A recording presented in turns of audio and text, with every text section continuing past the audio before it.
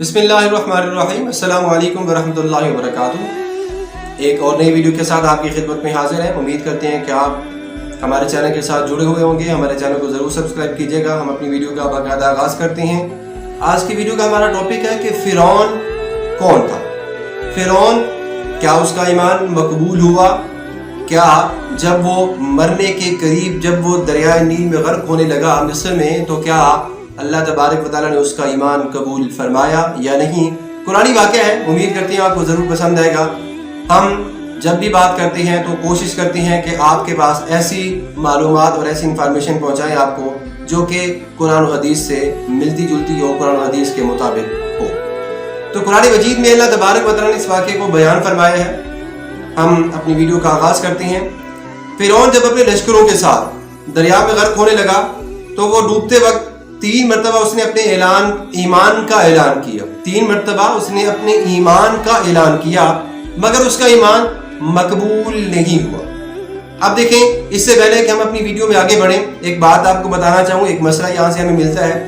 اگر انسان دنیا میں رہتے ہوئے اپنے گناہوں کی معافی مانگ لیتا ہے تو اس کے گناہوں کی معافی مل جاتی ہے، لیکن اگر وہ بالکل مرنے کے قریب ہو اور وہ کہنے لگے کہ اے اللہ اب مجھے معاف کر دے، اب میری توبہ، تو اب اس کا ایمان مقبول یا اس کی توبہ قبول نہیں ہوگی، کیونکہ اللہ تبارک و تعالیٰ نے بندے کو جتنی مہلت دی ہے زندگی میں وہ مل چکی۔ اب مرنے کے قریب ہے، وہ معافی مانگنے لگا ہے، تو اس کا ایمان مقبول، اس کی توبہ قبول نہیں ہوگی۔ اب یہاں پہ 2 باتیں ہیں۔ پہلی بات، ہر بندہ ایک جیسا نہیں ہوتا۔ مومن بندے کے لیے اللہ تبارک و تعالیٰ کی رحمت اور طرح سے ہوتی ہے۔ کافر بندہ اگر اللہ تبارک و تعالیٰ کی بارگاہ میں آخری وقت میں معافی مانگے تو اس کی جو اللہ تبارک و تعالیٰ کی بارگاہ میں رحمت ہے وہ اور طرح سے ہو سکتی ہے۔ قرآن مجید میں اور حدیث رسول صلی اللہ علیہ وسلم میں ہمیں اس بات کے بارے میں مکمل تصدیق ملتی ہے کہ ہر بندے کو اللہ تبارک و تعالیٰ کی رحمت کی وجہ سے، کیا رحمت کی وجہ سے بخشا جائے گا، نہ کہ اس کے عمل کی وجہ سے۔ عمل تو انسان کے اچھے بھی ہو سکتے ہیں، برے بھی ہو سکتے ہیں، بہت برے بھی ہو سکتے ہیں، بہت اچھے بھی ہو سکتے ہیں۔ آپ نے وہ پچھلی ہماری ویڈیو دیکھی ہوگی کہ ایک سخی کا، ایک عالم کا اور ایک شہید کا انجام کیسا ہوا۔ حالانکہ ایک سخی، کتنی بڑی وہ فضیلت ہے کہ ایک انسان اللہ کی بارگاہ میں مال و دولت خرچ کرتا ہے، لیکن اس کا انجام آخرکار کیا ہوا، اور یہ صحیح بخاری میں روایت موجود ہے۔ خیر، بات آگے پیچھے ہو جائے گی، ہم اپنی ویڈیو کو دیکھتے ہیں۔ محترم سامعین، ڈوبتے وقت ایک مرتبہ فرعون نے کیا کہا؟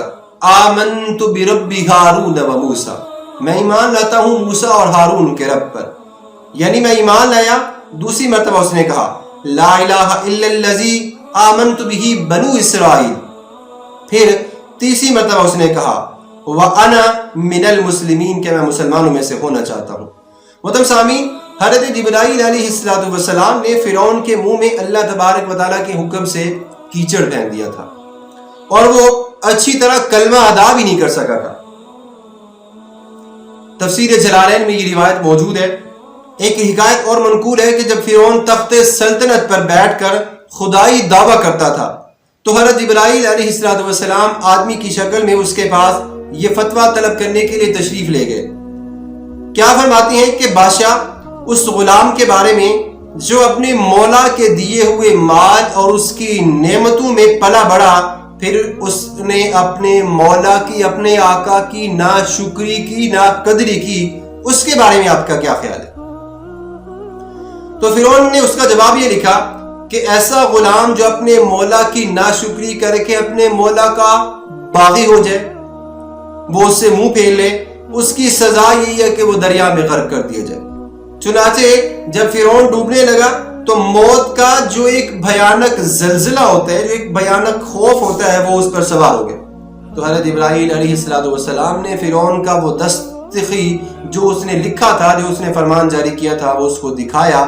اس کے بعد فرعون مر گیا۔ تفسیر ساوی جلد نمبر 2 صفحہ نمبر 172۔ محترم سامعین، اللہ تبارک و تعالیٰ نے قرآن مجید میں اس واقعے کو ان الفاظ کے ساتھ بیان فرمایا ہے۔ اعوذ باللہ من الشیطان الرجیم، بسم اللہ الرحمن الرحیم۔ وجاوزنا ببنی اسرائیل البحر فاتبعهم فرعون وجنوده بغیا وعدوا حتى اذا ادركه الغرق قال آمنت انه لا اله الا الذي آمنت به بنو اسرائیل وانا من المسلمین الآن وقد عصیت قبل وكنت من المفسدین فاليوم नुनज्जीका बिबदनिका लितकून लिमन खल्फका आया व इन्न कसीरम मिनन नासि अन आयातिना लगाफिलून। सूरह यूनुस रुकू नंबर 9 पारा नंबर 11। तर्जुमा समाअत फरमाइए। और हमने बनी इसराइल को दरिया पार करवा दिया तो फिरौन और उसके लश्करों ने उसका पीछा किया, सरकशी की और जुल्म किया, यहाँ तक कि जब वो गर्क होने लगा तो वो बोला, मैं ईमान लाया हूँ उस रब पर जिसका कोई माबूद नहीं, जिसके सिवा जिस पर बनी इसराइल ईमान लाए थे, और मैं मुसलमान हूँ, क्या अब मेरा ईमान मकबूल होगा? और पहले से नाफरमान रहा तो फसादी था, और आज हम तेरी लाश को पिछले आने वाले लोगों के लिए निशान इबरत बना देंगे। बहुत से लोग हमारी आयात से गाफिल हैं, बहुत से लोग हमारे अहकामात से गाफिल हैं। फिरौन के गर्क हो जाने के बाद बनी इसराइल पर उसकी हैबियत का इस दर्जा दबदबा छा गया कि लोगों को फिरौन की मौत में शक व शुबा होने लगा। तो अल्लाह तबारक व तआला ने फिरौन की लाश को साहिल पर, खुश्की पर पहुंचा दिया, फेंक दिया, और दरिया की मौजों ने उसकी लाश को साहिल पर डाल दिया ताकि लोग उसको देखकर इबरत हासिल करें और अपने गुनाहों पर नादिम और शर्मिंदा हों और उसके अंजाम से इबरत हासिल करें। मोहतरम सामीन, इस वीडियो से, इस कुरानी आयत मुबारका से हमें यह सबक मिलता है कि फिरौन ईमान लाया, मरने वक्त उसने ईमान का कलमा पढ़ना चाहा मगर उसका ईमान मकबूल नहीं हुआ। उसकी वजह यही है, 3 वजह थी। पहली वजह, फिरौन के ईमान के मकबूल ना होने की पहली वजह मुफस्सिरीन ने यह बताई है कि जब अजाब इलाही उस पर मुसल्लत हो गया और मौत की गशी उस पर छा गई तो अल्लाह ने फरमाया, फलम यकु यनफअहुम ईमानुहुम लम्मा रअउ बअसना। मतलब अल्लाह का दस्तूर ये है कि जब किसी कौम पर अजाब आ जाता है तो उनका ईमान लाना उस वक्त किसी भी नफे का नहीं मालिक होता। चूंकि फिरौन अजाब आ जाने के बाद, मौत की गशी को सामने देखने के बाद ईमान लाना चाहता था, इसलिए उसका ईमान मकबूल नहीं हुआ। फिरौन के ईमान मकबूल ना होने की दूसरी वजह वो ये थी कि खुदा की तौहीद के साथ नबी करीम सल्लल्लाहु अलैहि वसल्लम की रिसालत पर भी ईमान लाना जरूरी है। और फिरौन ने कहा, ला इलाहा इल्लल्लज़ी आमनतु बिही बनु इसराइल, कि मैं बनु इसराइल पर ईमान लाता हूँ, बनु इसराइल के खुदा पर। मतलब मूसा की रिसालत पर ईमान नहीं लाया बल्कि वो बनु इसराइल के कहने लगा अल्फाज, इसलिए उसका ईमान मकबूल नहीं हुआ। मुफस्सिरीन ने फिरौन के ईमान के मकबूल ना होने की जो तीसरी वजह बयान फरमाई है वो ये है कि फिरौन ईमान लाने से कसद से, मतलब वो दिल से कलमा नहीं पढ़ रहा था, वो दिल से अल्फाज अदा नहीं कर रहा था, बल्कि वो सिर्फ डूबने से बचने के लिए, जैसे एक बंदा डूबने लगा हो या मरने लगा हो तो वो कहे कि अल्लाह मुझे इस डूबने से बचा ले, मुझे बीमारी से बचा ले, तो मैं ये करूंगा वो करूंगा, तो उसका भी काम यही था।